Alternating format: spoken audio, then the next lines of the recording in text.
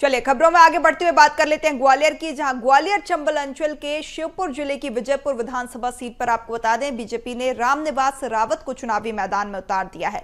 लिहाजा चुनावी संग्राम शुरू हो चुका है। शिवपुर जिले के प्रभारी मंत्री राकेश शुक्ला ने विजयपुर विधानसभा सीट पर मंत्री रामनिवास रावत की जीत का दावा किया है। उन्होंने कहा कि 24 अक्टूबर को रामनिवास रावत अपना नामांकन दाखिल करेंगे। जनता बीजेपी को पसंद कर रही है, इसीलिए वहां भारतीय जनता पार्टी की जीत होगी। उन्होंने कांग्रेस के विजयपुर विधानसभा सीट को जीतने का दावे को कहा कि कांग्रेस का जन आधार खिसक चुका है, कांग्रेस वहां मुकाबले में नहीं है।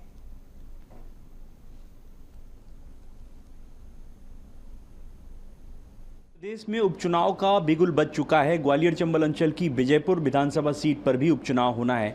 हमारे साथ शिवपुर जिले के प्रभारी मंत्री राकेश शुक्ला जी मौजूद हैं। वे लगातार उस क्षेत्र के दौरे करते रहे हैं, वहाँ की सियासी ज़मीन को भी अच्छे से समझते हैं। बात करने की कोशिश करेंगे। राकेश जी, विजयपुर बेहद महत्वपूर्ण इलेक्शन माना जा रहा है। कांग्रेस भी पूरी ताकत लगा रही है। रामनिवास रावत मंत्री हैं और अब तक अगर देखें ट्रेंड तो वहाँ पर कांग्रेस का पलड़ा भारी रहा है। रामनिवास जब कांग्रेस के टिकट पर लड़े तो उन्होंने जीत हासिल की। हालांकि बीजेपी ने भी कई बार वहाँ पर अपनी जीत हासिल की है, लेकिन इस बार थोड़ी सी परिस्थितियाँ विपरीत हैं। रामनिवास बीजेपी के टिकट पर चुनाव मैदान में उतरेंगे और कांग्रेस किसी दूसरे चेहरे को तलाश रही। कांग्रेस का मेरा चेहरा तो सामने है, माननीय रामनिवास जी के रूप में। भारतीय जनता पार्टी से वो चुनाव लड़ रहे हैं और भारतीय जनता पार्टी ने पूरे विश्वास के साथ उनको नेतृत्व में पहले मंत्री बनाया है और उनका त्याग तपस्या जो उनकी है निश्चित रूप से उन्होंने त्याग किया है और आने वाले चुनाव में भारतीय जनता पार्टी का कार्यकर्ता पूरी तरीके से तैयार है।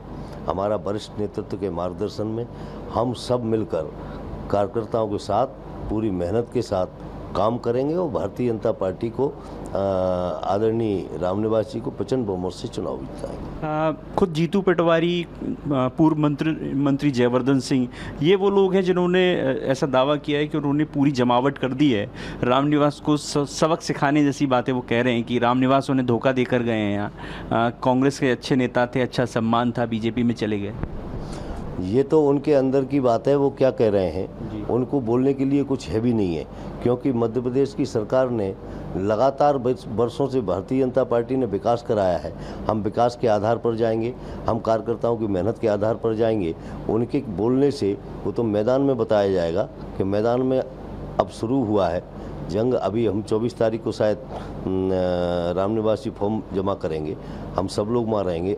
उसके पहले भी हम लोगों की मीटिंग है, लगातार हम लोग वहाँ रहेंगे और पूरे विश्वास के साथ कह रहा हूँ, हमारी मेहनत, कार्यकर्ता की मेहनत, हमारे नेतृत्व का मार्गदर्शन, उसके आधार पर प्रचंड बहुमत से रामनिवास जी चुनाव जीतेंगे, भारतीय जनता पार्टी चुनाव जीतेगी। बिल्कुल, तो ये थे हमारे साथ मंत्री राकेश शुक्ला, जिन्होंने दावा किया है कि विजयपुर विधानसभा सीट पर रामनिवास रावत चुनाव जीतेंगे।